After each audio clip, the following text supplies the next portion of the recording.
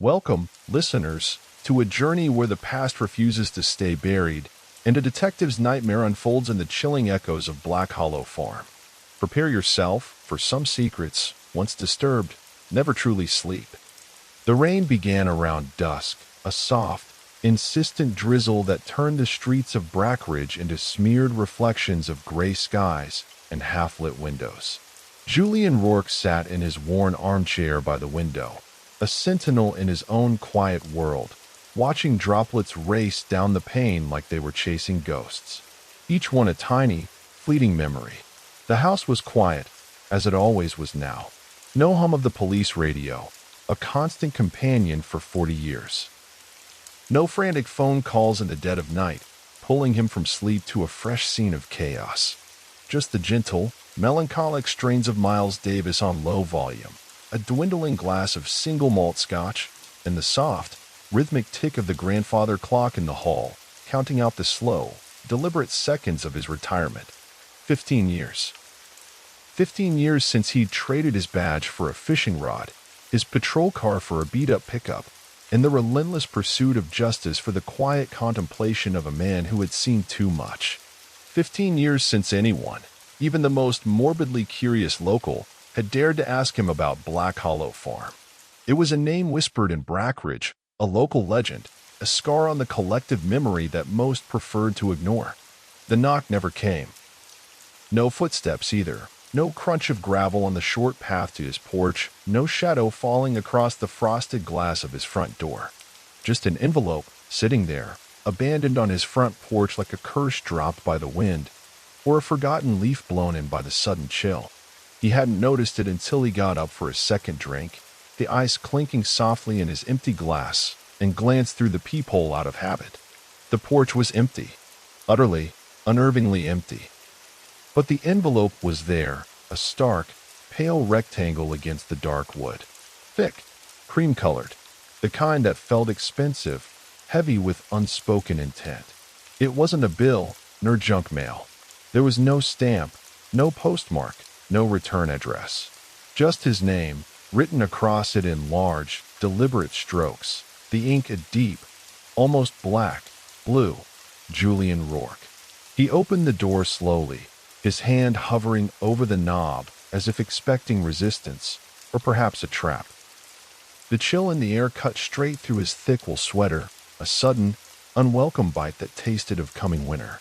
The clean, sharp smell of rain mixed with the deeper, earthier scent of pine filled his lungs, a scent that always reminded him of the Maine woods, and sometimes, of things best left undisturbed within them. He picked up the envelope with a slight tremble in his hand, a tremor that had nothing to do with age and everything to do with a long dormant instinct stirring within him. The old detective's itch, a prickle of unease and curiosity he hadn't felt in years, began to spread, cold and insistent, through his veins. Inside, he found two items. First, a photograph, black and white, glossy, with that particular sheen of old film. Slightly curled at the corners, as if it had been stored for a long time, perhaps in a humid attic or a forgotten box. And in the center of it, Julian himself, barely 30 years old, his uniform crisp, his face unlined by the burdens of decades. He was standing outside the Brackridge Police Department, a steaming coffee cup clutched in one hand, looking off to the side, a faint, almost expectant half-smile playing on his lips, like he was waiting for someone, or perhaps just lost in thought. He didn't remember the moment being captured. He didn't remember posing for it, or even noticing a camera. But it was him, down to the slight, almost imperceptible tilt of his cap and the easy, youthful half-smile he used to wear before the years and the cases wore it away, replacing it with a permanent, weary set to his jaw. Whoever had taken the photo had done so from a distance, possibly across the street, or from a parked car. The angle was too deliberate, too intimate for a casual snapshot. It felt like surveillance, or a memory, a precise, haunting recollection from someone who had watched him, studied him, and remembered far too much. The thought sent a shiver down his spine that had nothing to do with the cold. He flipped it over. No date printed. No photographer's mark. Just 4 digits, scribbled in pencil on the back, the lead faint but clear. The number struck him like a physical blow to the gut, stealing the air from his lungs. That year. He didn't have to think long. The name, unbidden, rose from the deepest, most guarded corners of his memory, a name he had consciously tried to bury for decades. Black Hollow Farm. The year everything went quiet in the woods, the year a family simply ceased to exist. The second item was smaller, wrapped meticulously in wax paper and bound with a single, thin red thread that had nearly faded to a dusty, ancient pink. He unfolded it carefully, the wax paper crackling faintly in the quiet room. Inside was a brass key, small, tarnished with age, its surface dulled by time and handling. It was the kind of key you'd expect to find in an old desk drawer, perhaps a forgotten lockbox, or maybe a child's cherished jewelry box. He held it up to the dim light filtering through the window, turning it slowly. On its shaft, scratched with something sharp and precise, were 3 faint, almost illegible letters. BHF. He didn't say anything. The words caught in his throat, suffocated by the sudden rush of cold memory. He just stood there, rooted to the spot, holding the key in one hand, the unsettling photograph in the other, as the room seemed to grow darker around him, the shadows deepening, stretching, taking on a life of their own. For a moment, a trick of the mind, he could almost hear the old windmill creaking at the edge of the Black Hollow property, a phantom sound carried on a phantom wind. He could almost smell the damp dirt floor of the barn, the faint, metallic copper tang that had clung to the air near the porch, a scent he'd never been able to place. He took a long, shuddering breath, the scent of rain and pine suddenly replaced by the phantom smells of decay and absence. He walked to the liquor cabinet, his movements stiff, almost robotic. Poured himself another scotch, a generous measure this time, the amber liquid swirling like a miniature vortex in the glass. And then he sat down, heavily, in his armchair, the photo and the key laid out on the small side table like pieces of an ancient, forgotten puzzle. In 1971, the Holloway family, George, the quiet contractor, Nancy, the warm librarian, Abigail, their 10-year-old daughter with bright, curious eyes, and Thomas, their 7-year-old son, perpetually covered in dirt and scrapes, disappeared from their farmhouse 10 miles outside Brackridge. It was late October, the leaves turning, the air crisp with the promise of winter. The call had come in on a Tuesday morning. No forced entry, no signs of struggle, no bodies. The dinner table was still set, half-eaten food left out, congealed and cold. One chair was knocked over, as if someone had risen in a hurry. Their golden retriever, Scout, was found locked in the barn, howling, frantic, with no food or water, his eyes wide with a terror that Julian would never forget. A single shoe. Mary Holloway's, the mother, was found on the front porch, stained with what was assumed to be blood, though the lab tests were inconclusive, too degraded, too small a sample to be definitive. The investigation went nowhere. It simply evaporated. Julian had been 29, just 2 years into his career, still idealistic, still believing that every puzzle had a solution. He remembered the call coming through dispatch, the clipped, urgent voice of the dispatcher. He remembered riding out with his partner, Roy Delaney, a grizzled veteran with a perpetually cynical smirk and a heart of gold. Roy kept muttering about how quiet everything seemed that morning, how the woods felt like they were holding their breath. The sun had been out then, a deceptive, bright autumn day. The farmhouse looked normal from the road, a picture of rural tranquility. White siding, a rusty mailbox.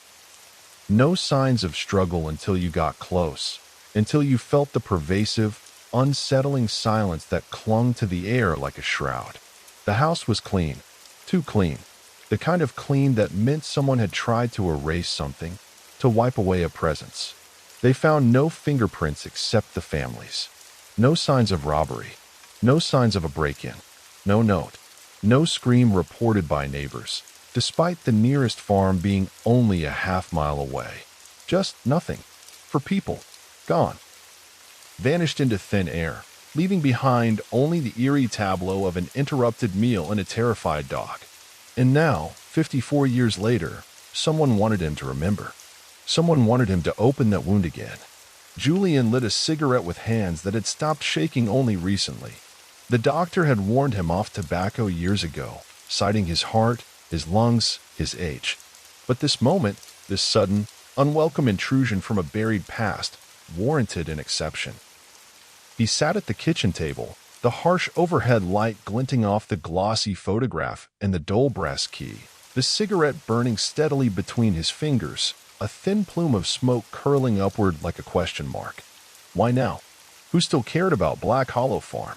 Most people in Brackridge, even the younger generations, avoided it. The land had been sold a few years back to some ambitious developer from Boston who tried to turn it into a quaint bed and breakfast, a rustic getaway. That never happened. Locals said the contractor went bankrupt, his money vanishing as quickly as the Holloways. Some whispered he disappeared too, just like the family, swallowed by the woods. Brackridge liked its stories, especially the dark ones. But Julian knew something had always been off about that place. Not just the missing family, the unsolved mystery. It was the quiet, the oppressive kind. The way radios stopped working near the tree line, sputtering into static.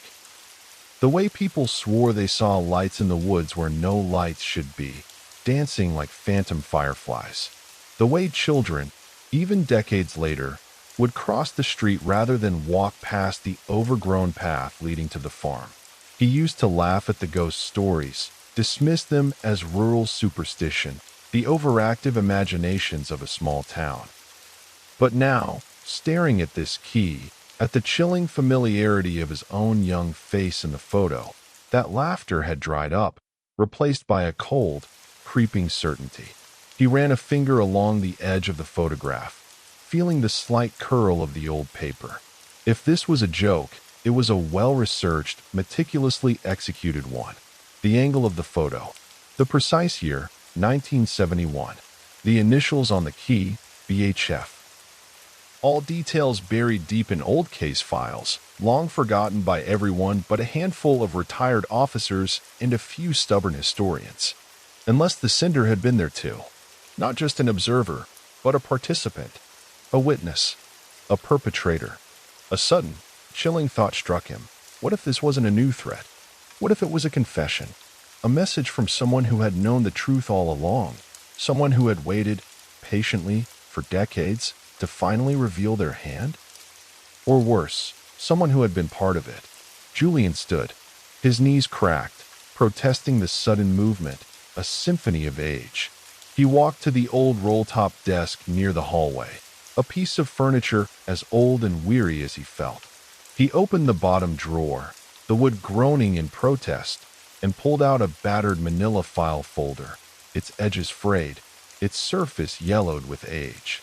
Marked in bold, faded red marker across the tab were the words, BHF, closed/unsolved. He hadn't looked at it in years, hadn't dared to disturb the sleeping demons within its pages. Inside were yellowed copies of the original police report, grainy, black and white photos of the farmhouse, crude sketches of the property lines, and terse, unhelpful statements from neighbors who had seen nothing and said even less. And then, tucked beneath a stack of forensic reports, he found it. A photo of the key. The same one. Marked, in precise police handwriting, as missing from family writing desk. He stared at it for a long while, the two keys, the image and the physical object, blurring into one. Then back at the real one, now resting beside his glass of scotch, glinting dully under the kitchen light. No question about it. It was the same. Every scratch, every curve, every tarnished spot. Julian Roarke had spent years forgetting that place. The oppressive stillness of the woods. The phantom whispers he thought he'd heard in the barn. The unnatural cold air in the basement that never matched the temperature outside, even in the height of summer. He had built a wall around those memories, brick by painful brick. But someone wanted him to go back. Someone had found a way to tear down that wall. And for the first time in a long time, the old detective in him, the one who craved answers, was thinking about saying yes. The game, it seemed, was back on. In 1971, Black Hollow Road was nothing more than a gravel artery, a forgotten vein that sliced through miles of dense, unforgiving Maine forest. It connected Brackridge to nothing in particular, a dead end that most locals avoided, even in broad daylight.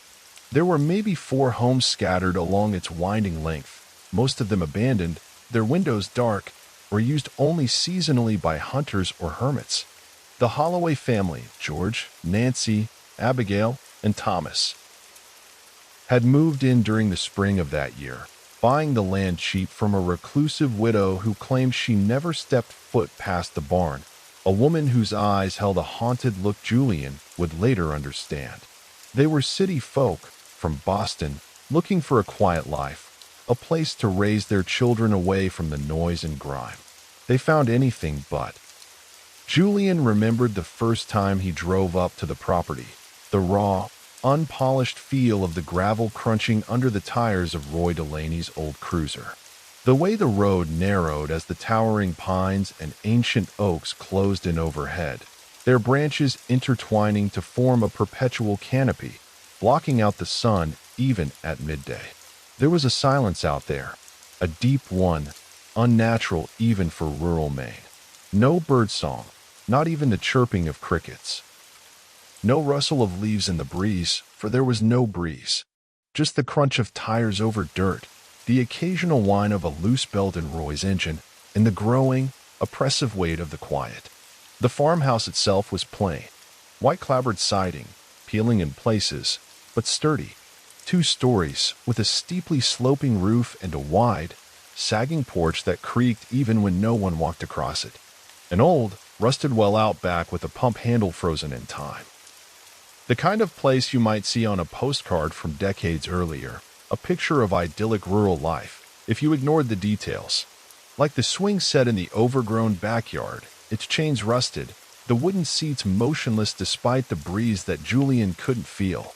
Or the broken window in the second-floor bedroom, with a single, frayed lace curtain flapping out like a distress flag, a silent cry for help. Or the front door, standing wide open, a gaping maw inviting them into the unknown. Julian and Roy had arrived just after noon. The Holloway's nearest neighbor, a retired teacher named Mabel Greaves, had called the station after noticing the family's golden retriever, Scout, barking nonstop since early morning. The barks were frantic, desperate, a sound that carried unnaturally far in the still air. When no one came to quiet the dog, Mabel, a woman known for her quiet fortitude, hiked the half-mile through the woods to check on them. What she found, or, more accurately, what she didn't find, sent her running back the way she came, breathless and pale, her usual composure shattered. "I didn't see no bodies," she told the dispatcher, her voice thin with terror. "But something ain't right. That house, it feels wrong, like it's holding its breath."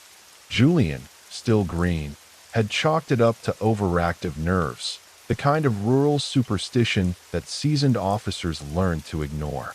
But the moment he stepped onto the porch, he felt it too. A cold, heavy sensation that settled in his bones, a profound sense of unease that had nothing to do with the weather. The front door hung open like it had been left that way in a rush, or perhaps torn open by an unseen force. One hinge was slightly bent, splintered wood around the screws. On the wooden boards beneath it was a woman's shoe. A low heel, brown leather, with a distinct streak of dried red across the side. They'd bagged it for evidence, a standard procedure, but the state lab couldn't confirm the substance. Too degraded, too old, too small a sample. It was assumed to be blood, but the inconclusive report left a nagging doubt. Inside the house, the living room was eerily undisturbed. A record still sat on the turntable, the needle lifted, as if the music had been abruptly silenced.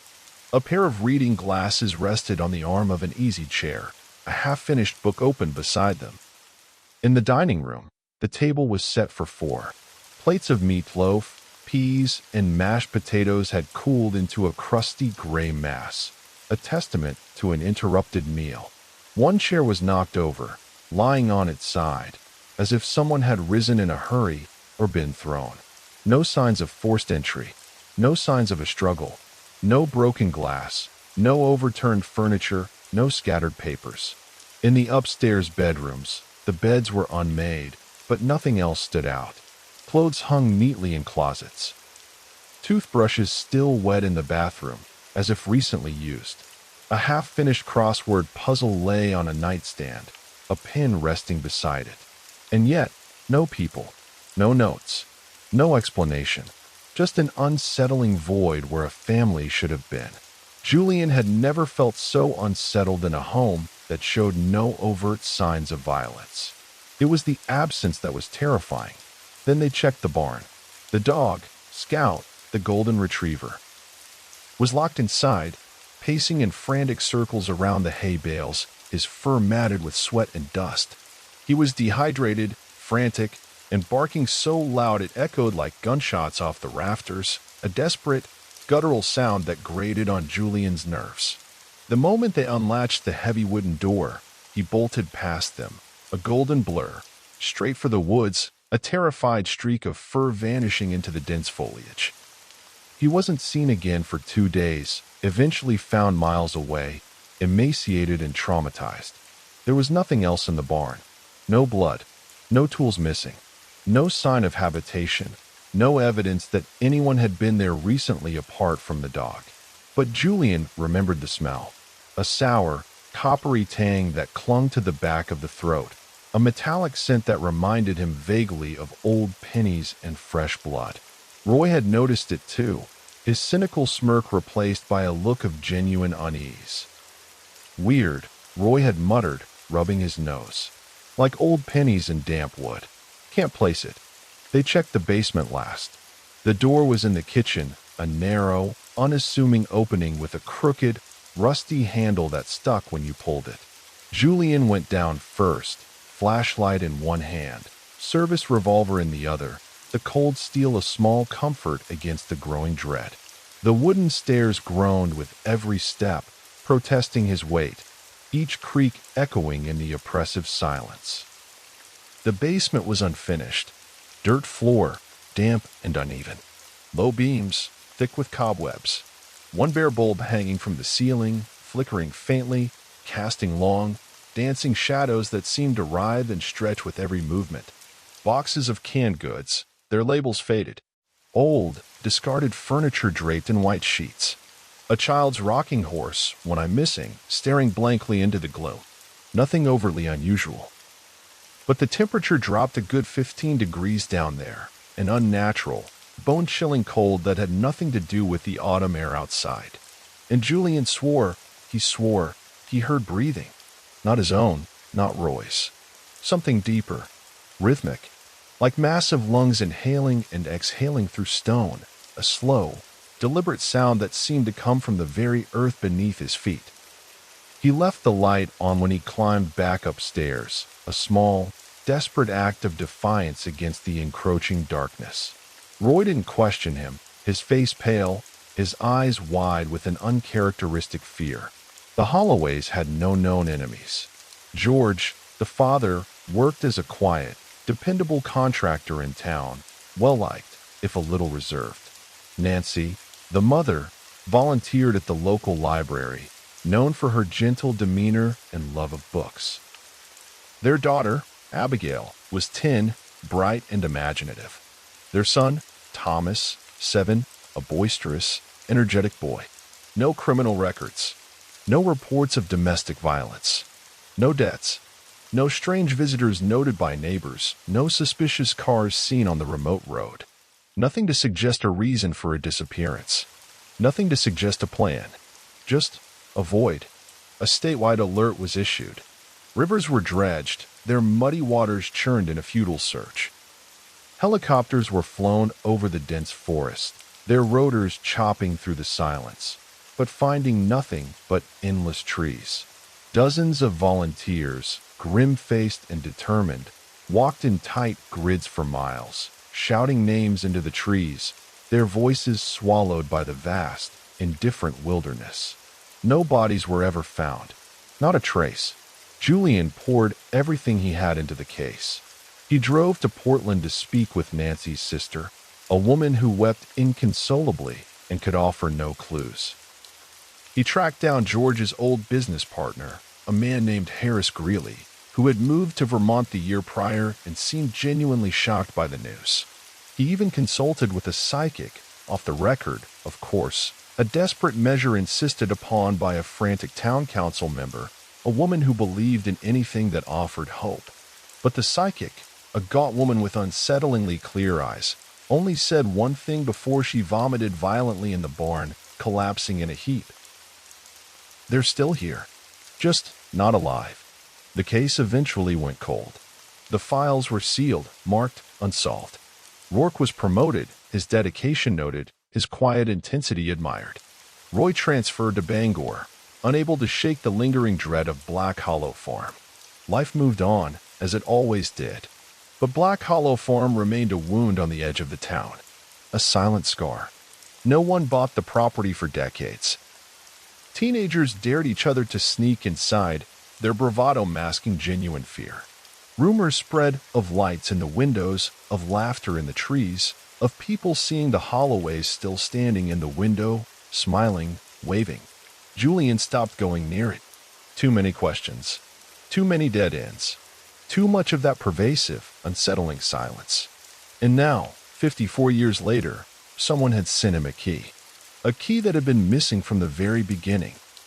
He woke the next morning with a dull ache in his back and a heavier one in his chest, a leaden weight that pressed against his ribs. The photo and the key were still on the kitchen table, exactly where he'd left them.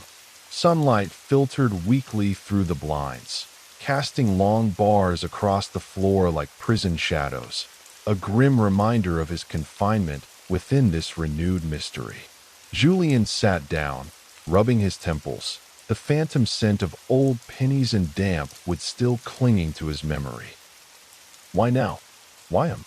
He pulled the case file back out, the manila folder feeling heavier than before. He flipped through the yellowed pages, past the initial reports, past the inconclusive lab results, until he found the photo of the shoe. Same angle, same porch. The original report mentioned the key, discovered to be missing from the family's writing desk, a small, ornate piece of furniture in the living room. No one had ever found it. Now, here it was, in his house. A tangible link to a past he had tried so desperately to forget. He reached for the key again. It was cold. Too cold, even in the warmth of his hand.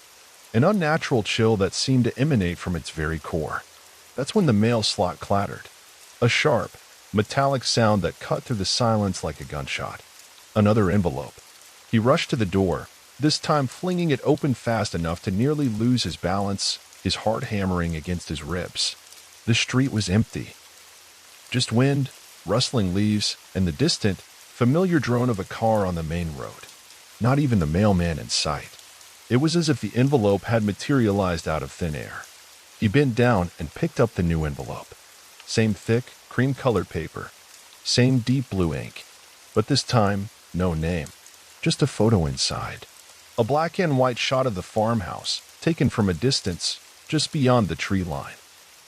Smoke rising from the chimney, a domestic, comforting image that felt utterly out of place.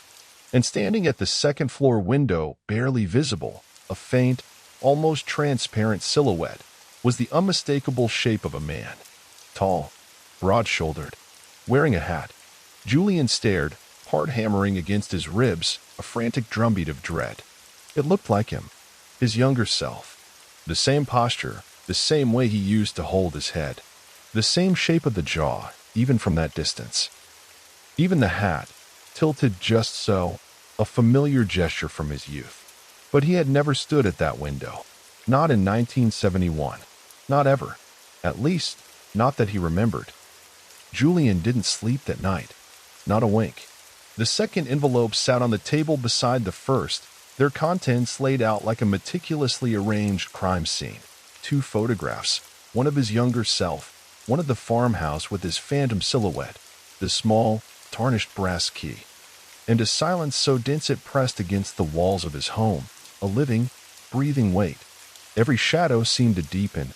Every creak of the old house sounded like a deliberate step. He'd spent decades training his instincts not to jump at shadows, not to let fear guide his reasoning. His career had been built on logic, on empirical evidence, on the cold, hard facts of a case. But this wasn't just instinct. This was old blood stirring, something cold and unfinished, something that defied all logic. He couldn't shake the image in that second photo. The silhouette at the window, faint but unmistakable, a haunting echo of himself. It looked exactly like he had in 1971. Same posture, same shape of the jaw, even the hat, tilted just so, a familiar quirk from his younger days. But he had never stood at that window. He had never been inside the Holloway house until after the disappearance. The thought was a relentless, insidious worm burrowing into his mind, eroding his certainty, his memories. By morning, the rain had stopped, leaving the sky draped in low, bruised clouds that hung like smoke, heavy and oppressive. The air was still, damp, and cold. Julian dressed with slow, deliberate movements, sturdy, worn leather boots, a thick wool coat, and the comforting, familiar weight of his service revolver in the inside pocket, a relic from a past life. His doctor, a perpetually worried man named Dr. Chin, would have had a heart attack if he saw him driving again, let alone to that place. But Julian still kept the old Chevy Caprice in working condition, just in case. Just for a day like this. He hadn't driven up Black Hollow Road in over 20 years. Not since the official investigation was finally, definitively closed. He'd made a silent vow to himself then, never again. The way was narrower now, more overgrown. The gravel path choked on both sides with thick brush and long-forgotten trees, their branches gnarled and twisted, trying to reclaim the land, trying to swallow the road whole. The Caprice's tires crunched over the loose stones, a lonely sound in the profound silence. The road curved like a serpent, rising slowly into the dense woods until, finally, the house came into view. Black Hollow Farm hadn't changed. Not truly. It still sat hunched at the end of the clearing like it was waiting for someone, a patient, malevolent presence. The white paint was flaking more now, peeling in long, ragged strips that exposed the dark wood beneath. The windows were dusted with grime, opaque with decades of neglect. The porch sagged a little more, the wooden boards warped and bowed, and one of the shutters hung loose, swinging in the faint, unseen wind, a mournful, rhythmic creak. But otherwise, it was the same, untouched by time, or maybe just left behind by it, a forgotten relic of a forgotten tragedy. Julian parked near the edge of the clearing, killed the engine, and stepped out slowly. The silence was immediate and profound, pressing in on him from all sides. Every sound felt magnified. The crunch of gravel under his boots, the whisper of wind through the pines, a sound like hushed voices, the distant, rhythmic tick-tick of unseen branches brushing the roof of the farmhouse. He stood for a moment, hand resting on the cold, smooth brass key in his coat pocket, feeling its unnatural chill even through the thick fabric. Then, with a grim resolve, he climbed the steps to the porch. The boards groaned beneath his weight, a deep, resonant sound that seemed to echo through the empty house. The front door was still closed this time, the knob rusted but intact. He hesitated only a moment, his fingers brushing the cold metal, before turning it. Unlocked, just as it had been 54 years ago. A silent invitation.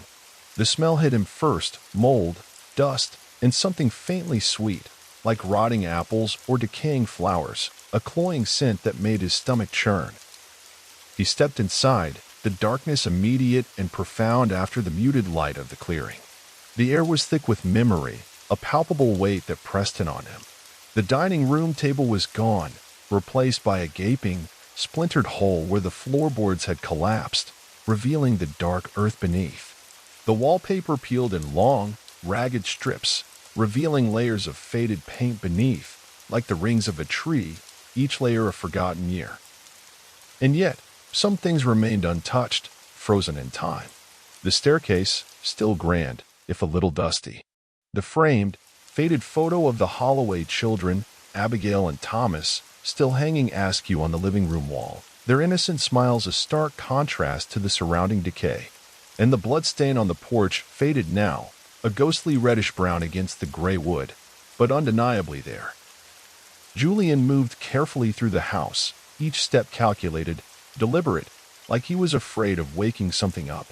He swept his flashlight beam across the dust-covered furniture, the shadows dancing and retreating. In the kitchen, the cellar door was still there. A small, unassuming wooden door, almost hidden in the corner, its handle crooked and rusty. He stared at it for a long time, the memories of his first descent flooding back, the bone-deep cold, the faint breathing. Then, with a steadying breath, he opened it. The stairs groaned as he descended, each step a protest against his intrusion. The single bulb overhead, which had flickered faintly during his last visit, now hung cold and black, a dead eye in the gloom. He descended by flashlight, sweeping the beam across the damp dirt walls and warped, empty shelves. He headed straight for the circle in the center of the room. It was clearer now. Someone had brushed the thin layer of dust away since his last visit, since his last retreat. The markings around the edge were sharper, more distinct. Not letters, not numbers. Symbols, repeated patterns, sharp angles, arcs and slashes. The kind of thing you'd see carved into ancient bone or branded into raw wood. They looked primal, almost alive in the shifting beam of his light. He stepped closer. The temperature dropped again, just as it had all those years ago. The same unnatural cold, a chill that seemed to seep into his very marrow, independent of the outside air. And now, he could hear it again, breathing, soft, subtle, almost imperceptible, but definitely there. A deep, slow inhale and exhale that seemed to emanate from the very walls, from the dirt beneath his feet. Julian spun around, flashlight slicing through the darkness, his revolver already gripped tightly in his hand. No one. Just the familiar stacks of canned goods, the old furniture, the rocking horse with its empty eye socket. He crouched beside the circle, his eyes tracing the intricate patterns. It looked like it had been drawn in chalk long ago, worn away now, but still visible under the right angle, a faint, ghostly outline. Strange markings. Not letters. Not symbols he recognized from any known language or culture. He reached into his coat and pulled out the brass key. There was no lock in the basement. No drawers. No chest. But something told him the key belonged here. Somewhere. That it was intrinsically linked to this place, to this circle. That's when he heard it. Faint. Just behind his right shoulder. A sound like dry leaves rustling, or perhaps a sigh caught on the wind. A whisper. Roarke. He froze. Every muscle in his body locked. The flashlight shook slightly in his hand as he turned, sweeping the beam across the empty shelves, the dark corners. Nothing. Then again. Louder this time, a sibilant hiss that seemed to coil around him. You left us. The voice was soft. Female, but warped, distorted, like a recording played backward, or a voice speaking from underwater. It was mournful, accusatory. He backed toward the stairs slowly, his heart pounding against his ribs, a frantic, desperate rhythm. The breathing was louder now, more urgent. Something shifted in the far corner of the room, a scrape of wood against dirt. Or maybe something dragging itself across the uneven floor. He didn't wait to find out. Julian climbed the stairs two at a time, his boots clattering on the old wood, the sound deafening in the silence. He slammed the cellar door shut, the old wood rattling in its frame, heart thundering in his chest like a trapped bird. For a long time, he just stood there, hands braced against the counter, listening, straining to hear any sound from below. Nothing followed him. But the house no longer felt empty. It felt occupied. Watched. Back in the living room, his eyes scanned the familiar space, searching for anything he might have missed. He noticed something he hadn't before, something that stood out now with glaring clarity. The wall beside the fireplace had been painted over. Sloppily. a square of off-color beige that didn't quite match the faded, original cream of the rest of the wall. He stepped closer, ran a finger along the edge. The paint was newer than the rest, maybe 5 years old. At most, it was a crude attempt to cover something. He took out his pocket knife, its blade glinting in the dim light, and carefully scraped at the corner of the newer paint. It flaked away easily, revealing the plaster beneath. Underneath, faint and scratched deep into the plaster, was a message, not written with a pen or pencil. Carved, "Don't let him out." The letters were deep, carved with something sharp, something that had gouged into the plaster with force. And next to it, a date. Julian stepped back, suddenly nauseous, a wave of dizziness washing over him. That wasn't there during the original investigation. It couldn't have been. He had examined every inch of this house, every wall, every surface. This message had appeared after the Holloways vanished. After the case went cold, a soft creak echoed from upstairs. A floorboard, or a step. He turned toward the staircase, revolver raised. The house was still. The whispering had stopped. But he knew what he'd heard. And he knew what that circle in the basement had felt like. And he knew what that message meant. This wasn't just a disappearance. This wasn't just a cold case. Something else had been living in Black Hollow Farm. Something ancient and malevolent. And whatever it was, it might still be here. And it knew his name. Julian left Black Hollow Farm just before dusk, the sky bruised purple above the treetops, a deep, ominous color that mirrored the turmoil in his gut. He didn't look back at the house, not even once. He couldn't. The weight in his chest hadn't lifted. It had grown heavier, a cold, leaden stone pressing against his ribs. Every creak in the floorboards, every gust of wind against the siding, it all felt wrong. Familiar, but twisted. Like the house was remembering him, too, and not fondly. He drove slowly down the winding, overgrown road, his headlights bouncing across trees that leaned just a little too close to the edge of the gravel, their gnarled branches reaching like skeletal fingers. The same way they did in 71. Still too quiet out here. Still no birdsong. Just the crunch of his tires and the frantic thud of his own heart. When he reached home, he left the car running in the driveway for a full minute before shutting it off, the engine's rumble a small comfort against the encroaching silence. The porch light flickered on automatically as he approached the door, a habit he'd programmed years ago. But tonight it made him flinch, the sudden brightness jarring. He wasn't sure what unnerved him more. What he'd seen and heard at the farmhouse, or how much of it felt like it had never left him, like a parasitic memory clinging to his very soul.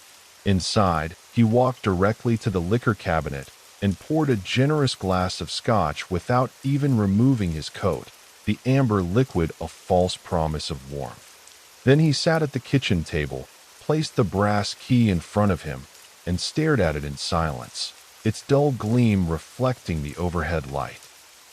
The whisper still echoed faintly in his memory, "You left us," and he could almost feel the chill of the basement air clinging to his skin, a phantom cold that refused to dissipate.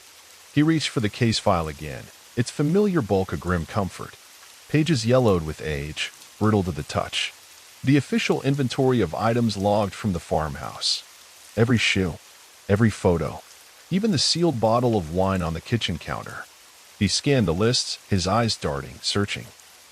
But nowhere in that meticulously compiled list, nowhere, was that circle in the basement ever mentioned. No chalk marks, no strange symbols. He had no memory of it in 71. But now it was there, as if waiting for him. Like it had been drawn after the investigation. Or, worse, like it had been erased from his memory, a deliberate excision, a blank spot where something terrifying should have been. Julian rubbed his eyes, exhaustion crashing down in waves, heavy and suffocating. He wasn't imagining this. The photo, the voice, the key, the message on the wall, the missing memory. It was all too real, too interconnected. And then came the third envelope. It slid through the mail slot just after midnight, a soft clack of metal against the tile, a sound that now filled him with dread instead of anticipation. He stared at it for a long moment, as if willing it to disappear, to be a trick of the light, a figment of his frayed nerves. It didn't. It sat there, a pale, ominous rectangle against the dark wood of the floor. This time, the envelope was sealed with wax. A deep, blood-red wax. A crude stamp of some kind pressed into it. A circle with 3 vertical slashes through it, like claw marks, or perhaps a stylized depiction of 3 fingers. He recognized it. It was the same symbol he'd seen etched into the dirt of the basement floor, the same symbol carved into the plaster wall. He opened it with his pocket knife, the blade slicing through the thick paper with a faint hiss. Inside was a plastic evidence bag. Old, crinkled with age, its transparency dulled by decades. And inside that, nestled on a small square of faded velvet, was something that made Julian's hand tremble for the first time in years, a tremor that started in his fingers and spread quickly through his entire body. A tooth. Human. Yellowed with age, its enamel dulled. And carved across the side A. Not engraved, but cut with something sharp, something precise, was the same symbol from the wax seal, the circle with 3 slashes. Julian dropped it on the table like it had burned him, the plastic bag making a faint, sickening thud. He stared at it, breath shallow, his mind reeling. There were no records of recovered human remains in the Holloway case. No teeth, no bone fragments, nothing. This wasn't from the evidence locker. This was something else, something new, something horrifyingly personal. There was also a note, typed, no signature, just a stark, chilling message. This was hers, the youngest. She bit back. You remember, don't you? Julian's stomach turned, a wave of nausea washing over him. Thomas was the youngest. The boy, 7 years old. Abigail was 10, the daughter. He fumbled through the case file, his fingers clumsy with dread, yanking out a statement, handwritten by the coroner who inspected the scene, a man named Dr. Albright, long dead now. One line, buried deep in the report, stood out now, clearer than it had back then, screaming at him from the yellowed page. No blood, but strange scratch marks found on the underside of the kitchen table, possibly made by fingernails or teeth. They had dismissed it. Probably the dog, they'd said, or the children roughhousing. No one had connected it to violence. No one had connected it to a struggle. But what if Abigail had been hiding under that table? What if she'd seen what happened? What if she'd fought, desperately, against an unseen assailant? The tooth was proof. Irrefutable, sickening proof. And the symbol. He picked up the wax seal, staring at the crude, primal image. It wasn't decorative. It was ancient. The kind of symbol someone carved to mark a place, or to claim it, or to bind it. Julian stood and paced, the revolver suddenly heavy in his coat pocket, a cold, metallic weight. He was being dragged back into a case that was supposed to be long dead, buried under decades of dust and official neglect. Someone was feeding him pieces, not all at once, just enough to keep him moving, just enough to keep him engaged. Why? What was the end game? Was this a game? Or something far more sinister? His eyes flicked to the grandfather clock in the hall, 2:47 a.m. The house was utterly silent save for the frantic thud of his own heart. He couldn't sleep. Not now. Maybe not ever again. So he picked up the key and the tooth, and he made a decision. He had to know. The next morning, Julian returned to the Brackridge Police Department. It had changed. Drastically. The old brick building had been modernized, a glass facade added, the once familiar scent of stale coffee and disinfectant replaced by the sterile smell of new carpet and cleaning supplies. The front desk had a young officer he didn't recognize. Some kid barely out of the academy, chewing gum with an audible snap and scrolling through his phone, oblivious to the history that permeated the building.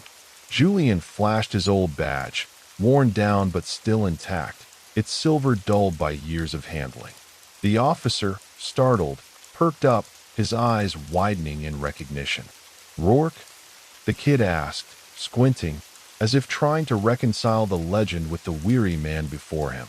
"Julian Roarke? The detective?"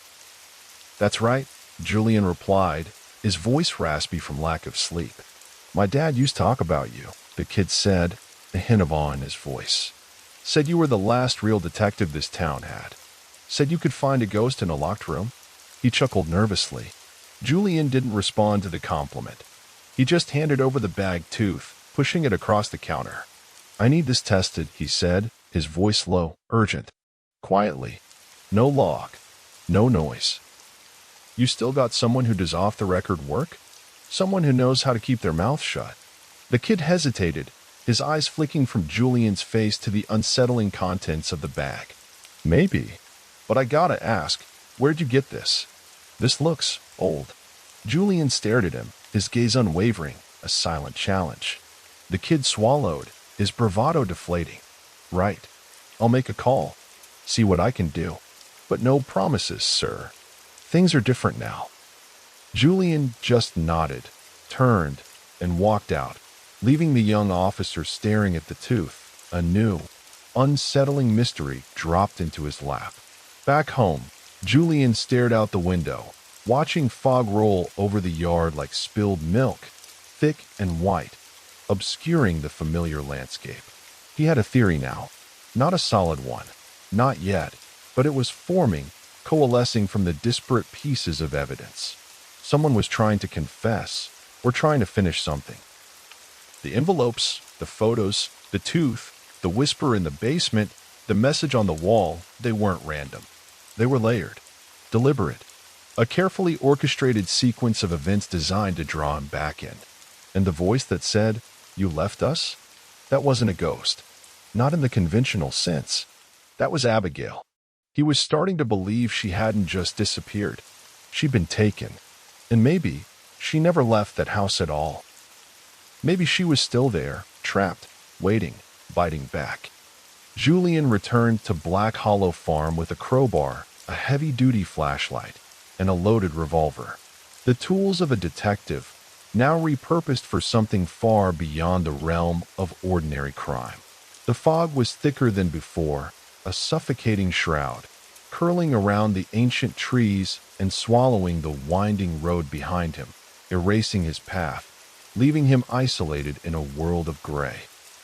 The farmhouse loomed in the distance like a memory that refused to fade, its silhouette blurred and indistinct, a spectral presence in the swirling mist. Nothing moved. No birds. No wind. Just the sound of his boots crunching the gravel as he walked up the drive. His heart thudding like a drumbeat he couldn't silence, a relentless rhythm of dread. This time, he didn't hesitate. There was no room for doubt, no space for fear, only grim determination. The front door creaked open under his hand, a mournful groan that seemed to echo through the empty house. The same sour smell spilled out, thicker now, cloying and oppressive. Dust. Rot. Something else. Something older. Like the house had lungs that had gone bad, breathing out decades of decay and unspoken horror. He moved quickly, his flashlight beam cutting a path through the gloom, down the hall, past the empty frame where the family photo used to hang, a stark reminder of absence. Into the kitchen. Then, with a steadying breath, he opened the basement door. The light was dead. The single bulb that had flickered during his last visit now hung cold and black, a dead eye in the glow. He descended by flashlight, sweeping the beam across the damp dirt walls and warped, empty shelves. The air grew colder with each step, a profound, unnatural chill that seeped into his bones. He headed straight for the circle in the center of the room. It was clearer now. Someone had brushed the dirt away since his last visit, since his frantic retreat. The markings around the edge were sharper, more distinct. Not letters, not numbers. Symbols, repeated patterns, sharp angles, arcs and slashes. The kind of thing you'd see carved into bone or branded into wood, ancient and primal. They seemed to pulse faintly in the flashlight beam, almost alive. And at the far side of the room, partially obscured by an old, dust-covered dresser, was something new. Something he hadn't seen before, something that stood out starkly against the rough, unfinished walls. A wall of bricks. Julian stepped closer. The bricks were dry, clean, and far too uniform to be part of the original, haphazard construction of the old farmhouse. They formed a narrow arch 4 feet wide, 7 feet high. There was no door, just a solid, impenetrable seal of brick where, by all logic, there should have been nothing but dirt, or perhaps a continuation of the foundation. He ran his hand along the mortar. It crumbled slightly under his touch, fresh and crumbly, not the hard, ancient mortar of the original foundation. No, this wasn't part of the original house. Someone had built it after the investigation, after the Holloways disappeared, after the message was carved into the wall upstairs. He pulled the crowbar from his bag, the cold steel a heavy, reassuring weight in his hand. The first few bricks came loose with surprising ease, crumbling into dust and fragments as he pried them free. They crashed onto the basement floor with a dull thud, stirring decades of dust into the beam of his flashlight. He coughed, waved the air clear with his hand, and kept going, a grim determination set on his face.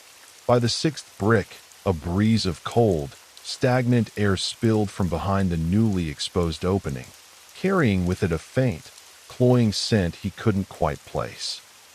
The seventh brick exposed a hollow space. Blackness, profound and absolute. He pressed his eye to the hole, straining to see past the impenetrable darkness. A room, small, stone walls, and something in the center, a shape indistinct in the gloom. He pried away 2 more bricks, enough to slip inside. The opening was just wide enough for him to squeeze through, his coat scraping against the rough edges. The hidden room was no larger than a walk-in closet, perhaps 6 feet by 6 feet. The air was colder here, heavier with damp and mold, a different kind of chill than the rest of the basement. The walls were stone, not wood. Old, ancient, even. They didn't match the foundation of the farmhouse at all. This room was older, built on something else, something far more primitive. In the center of the room sat a wooden chair. Old, weathered, and in that chair was a doll. No, not a doll. A figure, shaped crudely from what looked like tightly bound straw and twine. Human-shaped. Child-sized. It wore a dress. A small, faded cotton dress.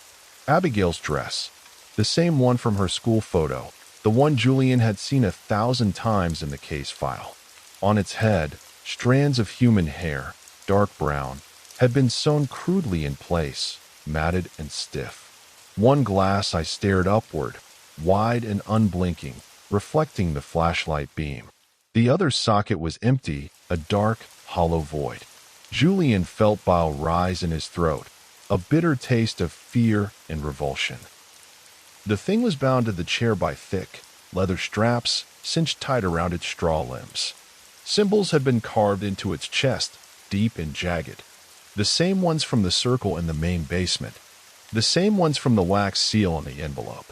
He reached forward, almost against his will, his hand shaking, and touched the shoulder of the straw figure. The straw was stiff, unyielding, cold. The room exhaled.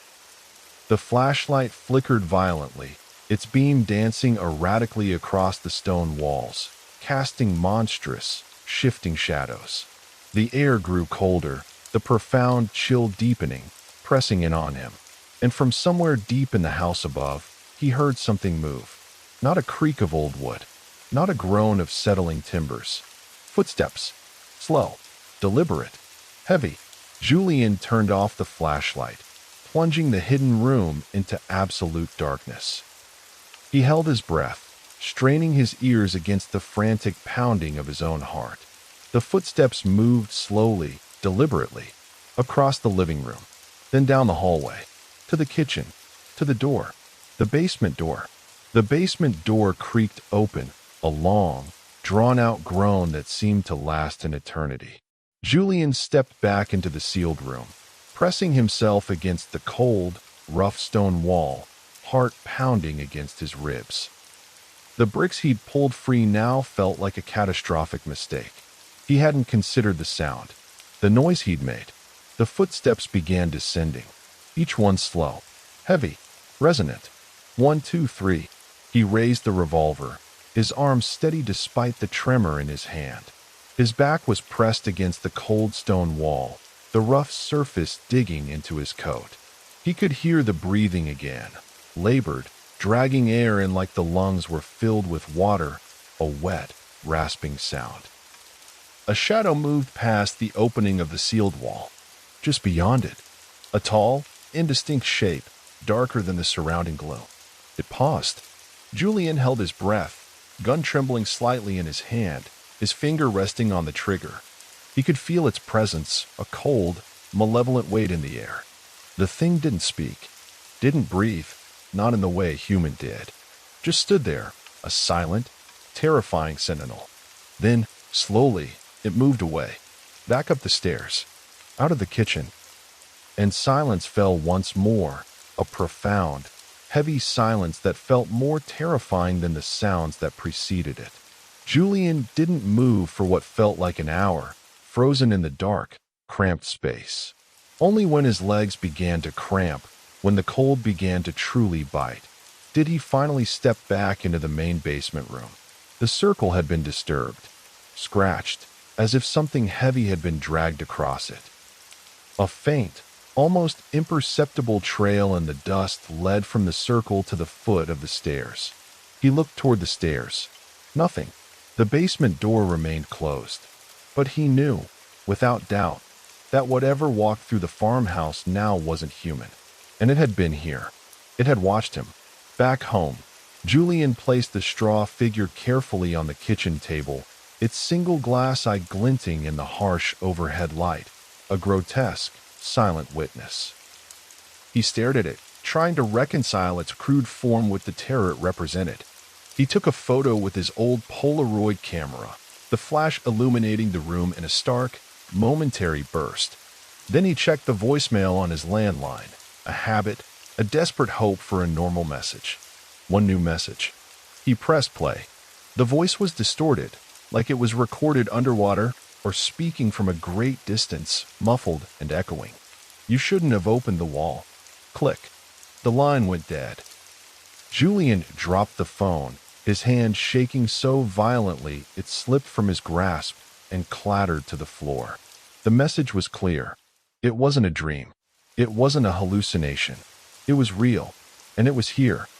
Julian woke with a jolt at 3:14 a.m., the precise time burning itself into his mind. He hadn't meant to fall asleep, had fought against it, but exhaustion, a deep, bone-weary fatigue, had finally overtaken him in his armchair. The house was dark, too dark. The bedside lamp, which he always left on, a comforting glow against the night, had been turned off. He sat up slowly, every muscle tense, his body screaming in protest. The air felt thick again. Humid, but cold, a cloying chill that seemed to press against his skin. His ears strained against the profound silence, listening for any sound, any disturbance. Then came a soft click. A faint, almost imperceptible sound, but in the oppressive quiet, it was as loud as a gunshot. A picture frame had fallen in the hallway. He got up, revolver already in hand, its cold steel a familiar comfort, and stepped into the hall. A framed photo of his academy graduation, a cherished memory from a time of optimism and clear purpose, lay face down on the polished hardwood floor. The glass hadn't broken, miraculously, but it was smeared, like someone had touched it with damp, cold fingers, leaving faint, ghostly streaks across the surface. He crouched, his knees protesting, and flipped it over. The photo showed 10 young recruits, fresh-faced and proud, their uniforms crisp, their smiles wide. Himself, front row, second from the right, a confident, eager young man. But something had changed. Something was profoundly, terrifyingly wrong. A new face. There, in the back row, where he knew with absolute certainty there had only been 9 men, stood a 10th figure. Tall, thin, wearing a police cap that shadowed his face, obscuring his features in perpetual gloom. One hand, long and pale, rested on Julian's shoulder, a possessive, unsettling touch. Julian stared at it in disbelief, his mind reeling. This was impossible. The photo had been in that frame for 40 years, untouched, unblemished. He walked back to the kitchen, turned on the harsh overhead lights, and spread the photo under the same bulb that had revealed the straw figure. He peered closer, his old eyes straining. No mistake. Someone, or something, had inserted a man into a decades-old photo. This wasn't digital manipulation. This was film, a physical print. The photo had been untouched for 40 years. It defied all logic, all reason. He flipped it over. In the corner, written in faint, almost ghostly pencil, in a script he didn't recognize, "We were always watching." Julian's skin crawled, a cold, prickling sensation that spread from his scalp down his spine. His mind fought the explanation, grasping for any rational possibility. A prank? A sophisticated forgery? No. The quality of the paper, the age of the print, the sheer impossibility of it. The man's face, though partly hidden by the cap's shadow, looked familiar. A vague, unsettling familiarity that tugged at the edges of his memory. He'd seen those eyes before. That gaunt jawline. He grabbed his old case files again, the manila folder now a constant companion, flipping frantically to the records of the investigation team from 1971. Officers, forensics, local volunteers. He scanned the names, his finger tracing each one, and there, listed as a civilian consultant. One he'd long forgotten, a name buried under years of more pressing cases, was a name that sent a fresh chill through him. Dr. Everett Langford. Julian remembered now, barely, a fleeting memory, like a forgotten dream. The department had brought him in for his expertise in symbols and fringe behavior, a desperate measure when the case had gone completely cold. Langford had been a professor of anthropology, brilliant but eccentric, before getting tangled up with some cult-related cases in the 60s, his reputation tarnished by his fascination with the occult. Langford was strange, quiet, always wore thin, almost translucent gloves, even indoors, even in the summer heat. His eyes were too intense, too knowing. He had visited Black Hollow Farm once. Just once. Julian recalled him standing in the basement, a gaunt, silent figure, staring at the dirt floor where the circle now was. Back then, the circle hadn't existed, or at least, no one had seen it, no one had recorded it. Julian remembered asking him what he thought, what his expertise told him about the Holloway disappearance. Langford had said only one thing, his voice a low, gravelly rasp. Some places are built on old things, things that don't like to be buried. After that, Langford vanished from the investigation as abruptly as he had appeared. No forwarding address, no follow-up. The official file said he returned to New York, his consultation concluded. But there were no records of him after that, no academic papers, no public appearances. It was as if he had simply ceased to exist. Julian now wondered if Langford had never left. Maybe he'd stayed hidden in the dense Maine woods. Maybe he'd been waiting. Or maybe, just maybe, he was the one who built the room behind the bricks, the one who carved the message, the one who had been watching. The phone rang. Julian froze, the sudden, shrill sound cutting through the silence like a knife. 3 sharp rings. No caller ID. Just unknown number. He stared at it, his hand hovering over the receiver, a cold dread washing over him. He knew who it was. Or, rather, what it was. He answered. At first, silence.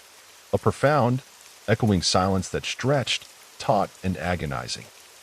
Then, a voice, distorted, like it was speaking from a great distance, or through a filter of water and static. But the words were clear, chillingly so. He's not in the photo anymore, is he? Julian said nothing, his breath caught in his throat. They erased him, Roarke. But he's still in the walls. Click. The line went dead. Julian stared at the receiver, his heartbeat racing, a frantic drum against his ribs. He tried to call the number back. Disconnected, just as he expected. He poured another drink, his hands shaking, the scotch sloshing over the rim of the glass. He didn't touch it. His mind reeled, trying to process the impossible. Who was the caller? Who else knew Langford had been involved? And what did they mean, he's still in the walls? Was Langford trapped? Or was he the one doing the trapping? The next day, driven by a desperate need for answers, Julian drove to the Brackridge Historical Society. It was housed in a converted chapel on Main Street, a quaint, unassuming building, the kind of place that smelled like old wood and forgotten paper, a comforting scent that usually brought a sense of peace. An elderly woman named Hester, with kind eyes and a perpetually rumpled cardigan, ran the archives. She remembered Julian well, a familiar face from the town's past. "Looking into your old cases, Julian?" she asked, her voice soft, pouring tea from a chipped kettle, steam rising in the quiet room. "Something like that, Hester," Julian replied, his voice strained. "I need anything you've got on an Everett Langford. He was here briefly in 71, 72. She frowned, her brow furrowing in concentration. Langford. Langford. She shuffled to the back, disappearing behind towering shelves of dusty ledgers and brittle newspapers, and returned 15 minutes later with a thin folder, its contents meager. "Only one item, dear. Not much. He wasn't here long." Inside was a single newspaper clipping, yellowed with age, its ink faded but still legible. Dated October 1972. "Local professor missing after house fire." Julian read the article twice, his eyes scanning the words, his heart sinking with each line. The article stated that Dr. Everett Langford had reportedly purchased a secluded cabin outside Brackridge 6 months after the Holloway case went cold. He told neighbors he was writing a book, seeking solitude for his research. One night, the cabin burned to the ground, a blaze so intense it left nothing but ash and charred timbers. Investigators found no body, only a few bone fragments that were deemed inconclusive. The fire marshal's notes, quoted in the article, mentioned a peculiar detail: a sealed basement room discovered beneath the cabin, a structure that seemed out of place. Inside, they'd found a primitive wooden figure tied to a chair. The description was nearly identical to the one Julian had just found at Black Hollow Farm. The straw figure, the chair, the binding. So Langford had been recreating something, or continuing it, or perhaps attempting to contain it. Julian sat back in the wooden chair, the room spinning slightly, the comforting smell of old paper suddenly replaced by the phantom scent of smoke and decay. If Langford had survived the fire and returned to Black Hollow Farm, could he have been living in that sealed basement room, hiding in the walls, a silent, unseen presence? Or worse, had he brought something into the house? Something that had survived the fire with him? He left the Historical Society with more questions than answers, the thin folder clutched in his hand, its single clipping a terrifying Rosetta Stone. That night, back in his quiet, increasingly unsettling home, he placed the graduation photo on the kitchen table again, under the harsh light. The man in the frame? Gone. The spot where he'd stood, empty now, as if he had never been there, as if he had been erased, not just from the photo, but from existence. Julian stared for a long time, the impossible reality settling over him like a shroud. And then the lights in his house began to flicker, a slow, rhythmic pulse of light and shadow, as if the house itself was breathing, watching, waiting. Julian didn't remember falling asleep. The last thing he recalled was the rhythmic flicker of his kitchen lights, the cold dread in his gut, and the unsettling emptiness of the graduation photo. But when he opened his eyes, he wasn't in his armchair. He was back in the farmhouse. Only this time, it was as it had been in 1971. Clean, warm, bathed in the soft, golden light of a late afternoon. Smelling faintly of freshly baked bread and wood smoke, a comforting, domestic aroma that felt utterly out of place, utterly wrong. The kitchen table was set, the checkered tablecloth pristine, plates of meatloaf and mashed potatoes steaming gently. The Holloways were there, alive. George, the father, sipping coffee, a newspaper open beside his plate. Nancy, the mother, smiling across the table, her eyes warm and gentle. The children, Abigail and Thomas, laughing softly in the living room, their voices light and carefree, a sound Julian hadn't heard in 54 years. Abigail's pigtails swung as she turned, her bright, curious eyes meeting Julian's. "You're early, detective," she said, her voice light, innocent, completely devoid of fear or recognition of the horror to come. Julian opened his mouth to speak, to warn them, to scream, but found nothing came out. His throat was constricted, his voice stolen. His body moved on its own, a puppet on unseen strings. He stepped forward, pulled out a chair, and sat at the table, a silent, unwelcome guest in this phantom meal. The coffee was warm, the mug heavy in his hand. The bread was fresh, soft. It felt real, too real. Then something changed, subtly at first, like a shadow passing over the sun. The light dimmed, the golden glow fading to a sickly gray. Shadows crept up the walls like rising floodwater, swallowing the familiar details of the room. The Holloways continued eating, their movements becoming stiff, jerky, like automatons. Their faces stiffened, their smiles freezing, eyes growing distant, opaque, reflecting nothing. Abigail stopped chewing, her small jaw locked. Her lips moved, soundless, mouthing something over and over, a desperate, silent plea. Julian leaned in, straining to hear, the warmth of the coffee turning to ice in his hand. Finally, the sound came, like a whisper through dry leaves, or the rustle of old paper. "Don't let him out." He looked around, frantically, his head swiveling. The walls were breathing, expanding and contracting, slowly, rhythmically, as if the house itself had lungs, drawing in and expelling a foul, unseen breath. A low, guttural moan echoed from the cellar door, a sound of deep, ancient suffering. The floorboards curled like paper in fire, warping and twisting, there were groaning in protest. Abigail turned her head slowly, her glassed eye the one from the straw figure. Cloudy and empty, staring directly at him.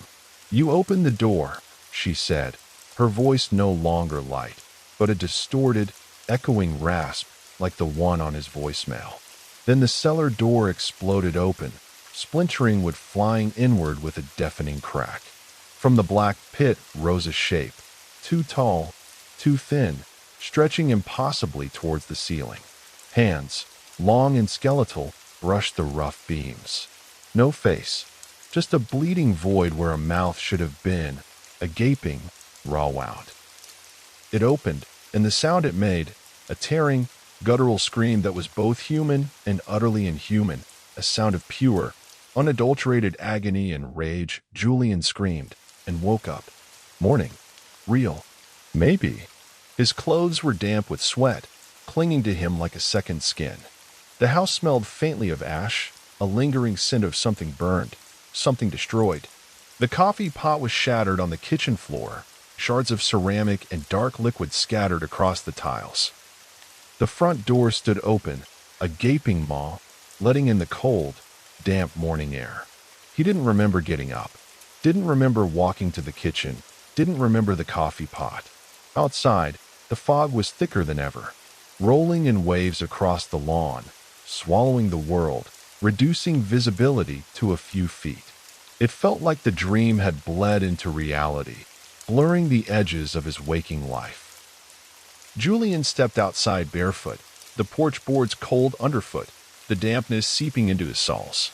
The driveway was empty. No tire tracks. No mail. Just the endless, swirling fog.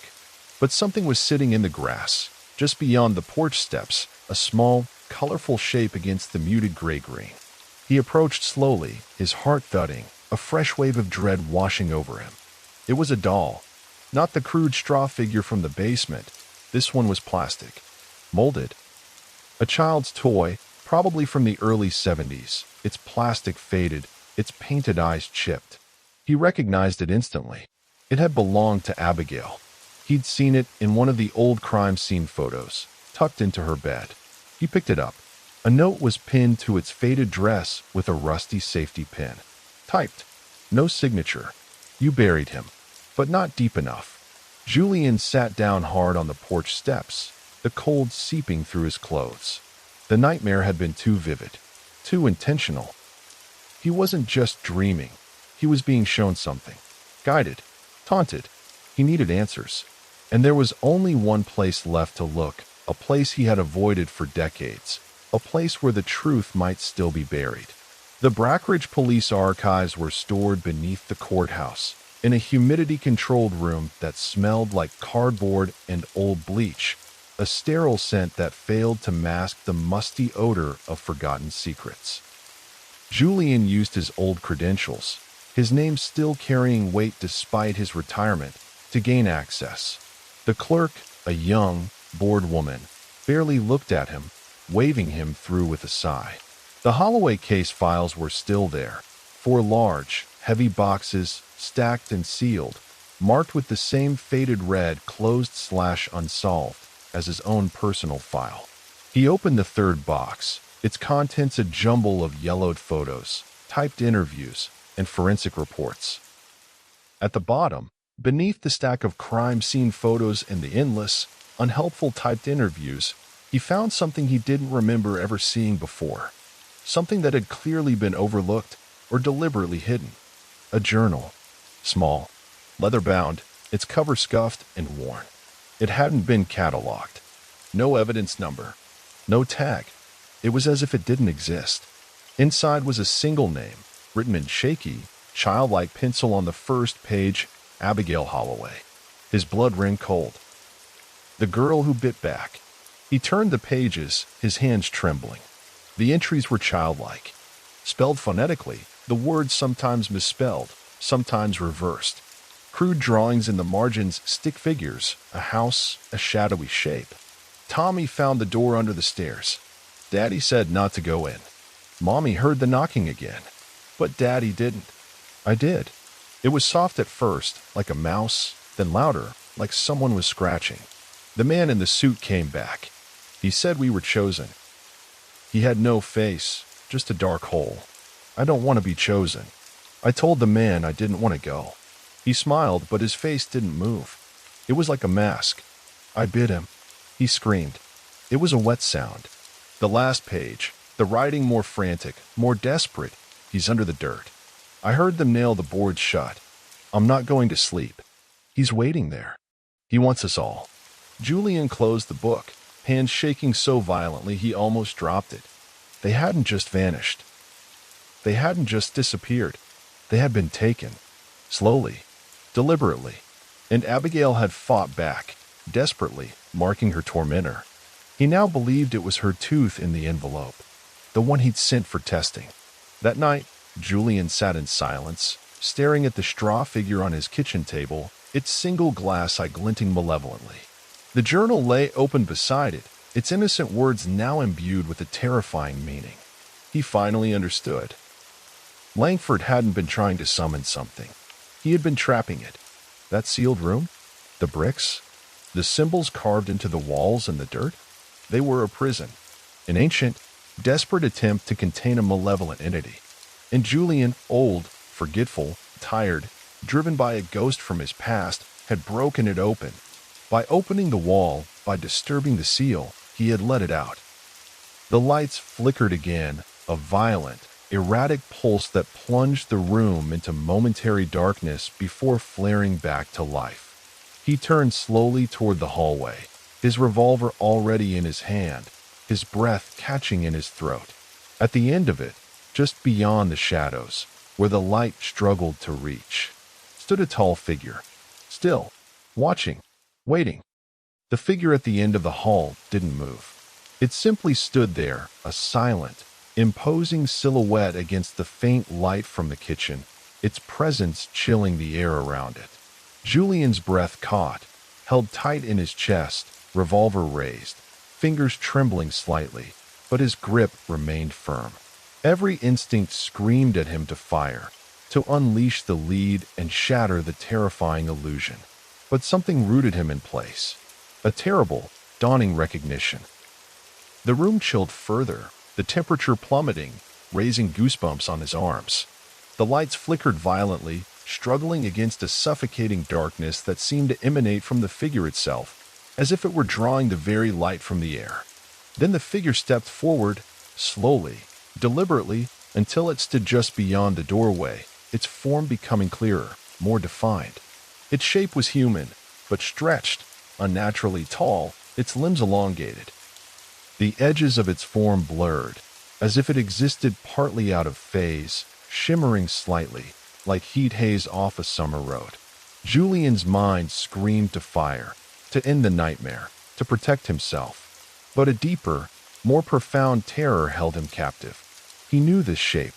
He knew this presence. The face emerged from the shadows, slowly, like a horrifying photograph developing before his eyes. Not a demon, not a ghost in the traditional sense. A man, pale, gaunt. His skin stretched taut over sharp cheekbones, his eyes sunken deep in their sockets but unervingly sharp, glinting with an ancient, weary intelligence. He wore a threadbare suit, a dark, ill-fitting garment that smelled of dust and forgotten years of earth and decay. Langford, Julian whispered, the name a raw, ragged sound torn from his throat. The man nodded once, a slow, deliberate movement. His lips, thin and pale, barely moved. I never left, he said, his voice low, almost a rasp, like dry leaves skittering across stone. It was the same distorted voice from the voicemail, now clearer, more resonant. Julian's heart pounded, a frantic drumbeat against his ribs. All the pieces clicked into place, forming a mosaic of horror and ancient dread. Langford hadn't disappeared. He'd been here all along, trapped too in his own prison beneath the house. Years of isolation, of proximity to whatever malevolence resided in Black Hollow Farm, had twisted him, not into a monster, not entirely, but something worse, something profoundly changed. A guardian, a warden. He gestured with a long, pale hand toward the basement door, its wood now seeming to pulse with a faint, internal light, a living thing. Do you know what you've done, Roarke? What you've undone? Langford's eyes, ancient and knowing, bored into Julian's. Julian swallowed hard, his throat dry. I opened the wall. I'm sorry. I didn't know. But you need to tell me what was in there. What is it? Langford's face, already pale, seemed to darken, shadows deepening around his eyes. The hollow ways were chosen, bound to the land, to something older than any of us, something that has slept beneath this earth for centuries. I built the room to contain it. The symbols are a lock, the circle a seal, a desperate, fragile prison. He paused, his gaze fixed on Julian, a profound weariness in his eyes. But it's not just a place. It's a presence, a hunger. It feeds on memories, on fear, on dreams. It grows stronger with each one it consumes. Julian's skin prickled, a cold wave washing over him. The whispers, the breath, the shadows, the dreams. Langford nodded slowly. They've been waiting, trapped and patient. The house remembers them. It wants to be free. It wants to feed. Julian clenched his fists, the cold steel of the revolver digging into his palm. What about Abigail? The tooth? Her journal? Langford's face softened for a fleeting moment, a flicker of something akin to sorrow in his ancient eyes. She fought, bit back, marked the creature with the symbol. It tried to take her, to consume her whole. But she was stronger. She left a piece of herself behind, a warning, a defiance. Julian felt a swell of profound sadness, a deep ache for the innocent child caught in this ancient horror. What happened to the rest of the family? They disappeared, into the walls, into the dark, pieces lost over time, absorbed by the hunger. But the hunger grew. It always does. Langford's gaze pierced through him, a direct, searing accusation. And now, you've opened the door. You've broken the seal. Julian looked at the basement entrance, its dark opening now seeming to pulse with a faint, malevolent light. Fear and determination collided within him, a desperate, internal struggle. Can you stop it? Can we stop it? Langford smiled faintly, a thin, humorless curve of his lips. I'm part of it now, Roarke. I have been for a long time. The fire, it didn't kill me. It changed me, bound me to this place, to this thing. But you have a choice, a chance. The lights flickered once more, a violent, final spasm. Langford began to fade, his form blurring, becoming translucent, like smoke in a strong breeze. Close the door, Roarke. Seal the past. Seal the hunger.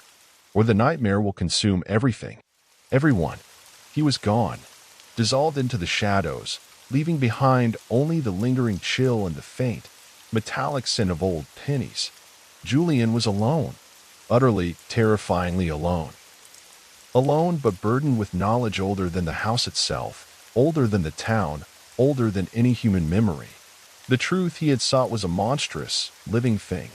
Outside, the sun rose slowly, casting gray, muted light over Black Hollow Road, illuminating the swirling fog that still clung to the trees. Julian stood on the porch, the brass key heavy in his hand, its coldness a constant reminder. He looked toward the basement door, now a portal to an unimaginable horror. The hunger was patient, but so was he. Julian stood at the foot of the basement stairs, the chill creeping up his spine like icy fingers, a familiar, unwelcome sensation that had become his constant companion.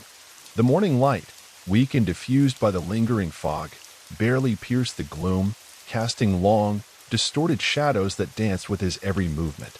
He gripped the brass key, its tarnished surface cold and smooth against his palm, the weight of Langford's warning pressing down on him like a physical burden. The sealed room, the prison he had inadvertently opened, awaited. He had spent the night planning every step, every agonizing detail. Sleep had been impossible, his mind a frantic whirl of Langford's revelations, Abigail's journal, and the terrifying reality of the entity he had unleashed. The circle in the dirt, the strange, ancient symbols, the grotesque straw figure, all pieces of an ancient lock. A lock only he, the one who had broken it, could now close. But doubt gnawed at him, a persistent, insidious worm. What if closing the door meant trapping something worse inside, something that would fester and grow, only to break free again? Or worse still, what if sealing the past meant sealing himself away, finding himself to this place, to this nightmare, just as Langford had been bound?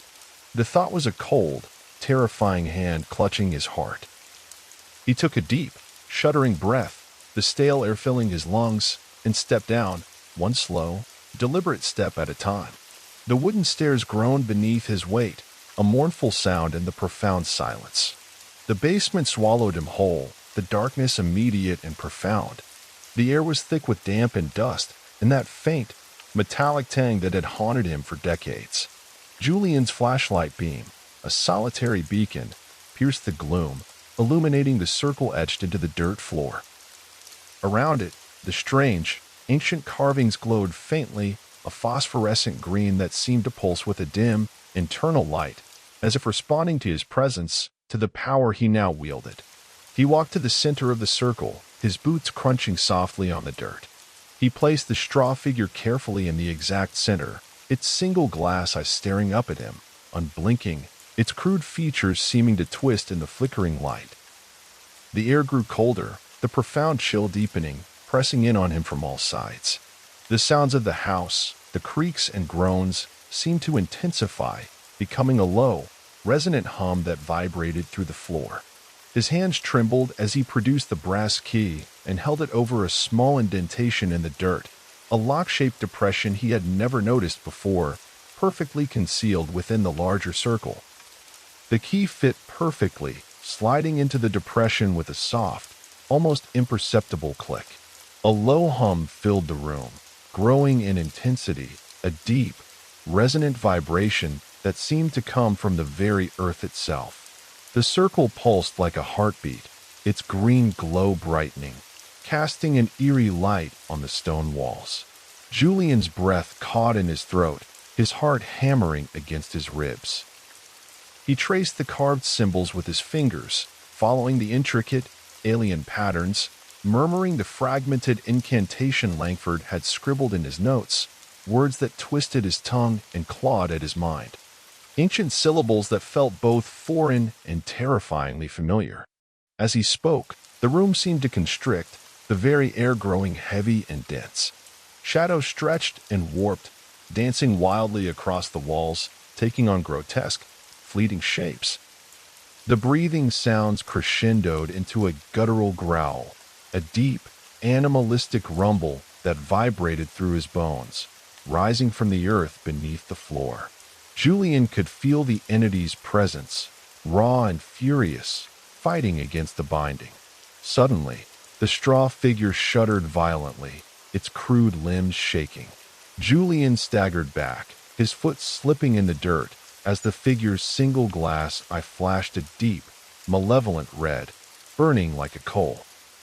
For a heartbeat, the room seemed to dissolve into chaos, a maelstrom of whispering voices, screaming faces, and cold, black smoke swirling upward from the circle, clawing at the air, trying to escape.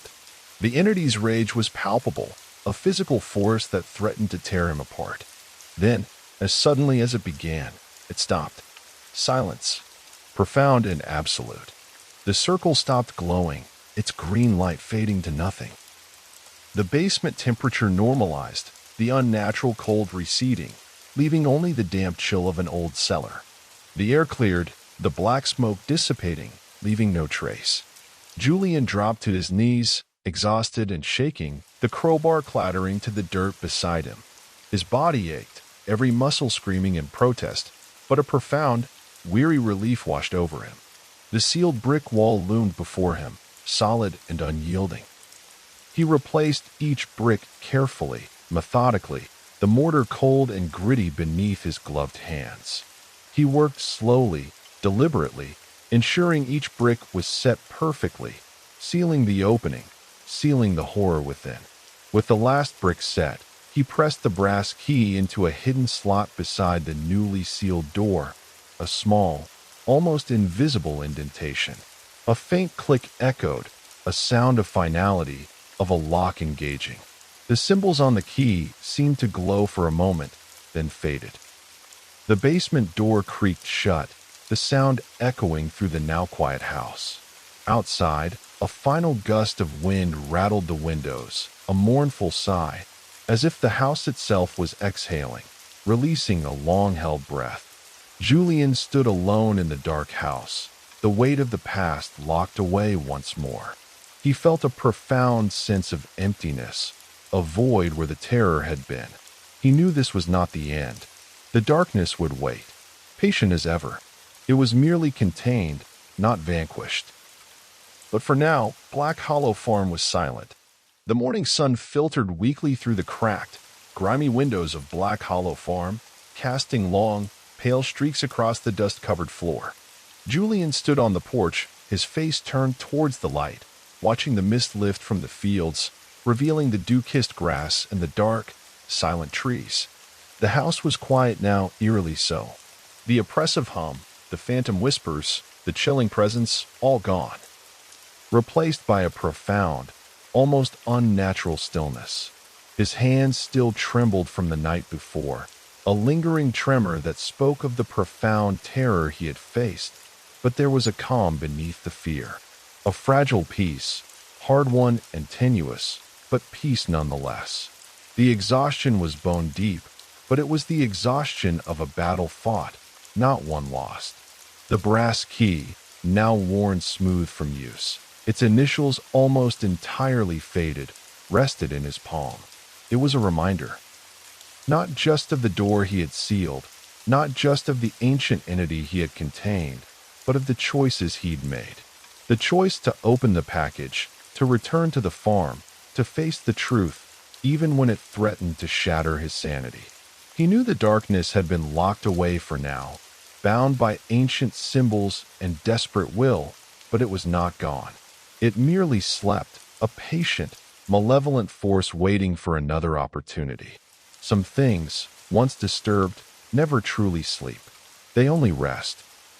Julian's gaze drifted to the winding, overgrown road that led through the woods, back to Brackridge, back to the world he knew.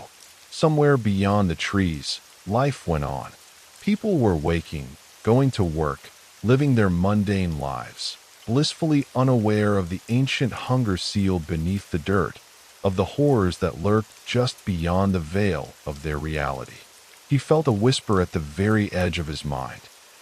A voice that was part memory of Langford's final warning, part the entity's lingering presence, a chilling echo of its patience.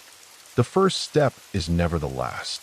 He folded the key into his pocket, its coldness a permanent fixture against his thigh, a constant reminder of his new burden. He turned back toward the caprice, its familiar shape a welcome sight. The case was closed, the nightmare contained, but the past had a way of following you. It clung to you, burrowed into your mind, and twisted your dreams. And Julian Roarke knew, deep down, with a chilling certainty that settled into his very bones, that the shadows of Black Hollow Farm would haunt his dreams forever. And perhaps, one day, they would call to him again. And so, the silence descends once more upon Black Hollow Farm, a silence now heavier, more profound, for the ancient truths it conceals. Detective Julian Roarke has faced the unimaginable, sealing away a hunger that feeds on fear and memory, a darkness that has slept for centuries. But the brass key, cold and worn smooth in his hand, is a constant, stark reminder that some doors, once opened, can never truly be shut. The malevolence may be contained, but it is not vanquished. Its echoes will forever whisper through the quiet corners of his mind, a haunting melody in his sleep. For Julian Roarke, the first step into that nightmare was never the last. And as the mist rolls in over the Maine woods, we're left to wonder what other chilling cases still lie buried, waiting to haunt our dreams?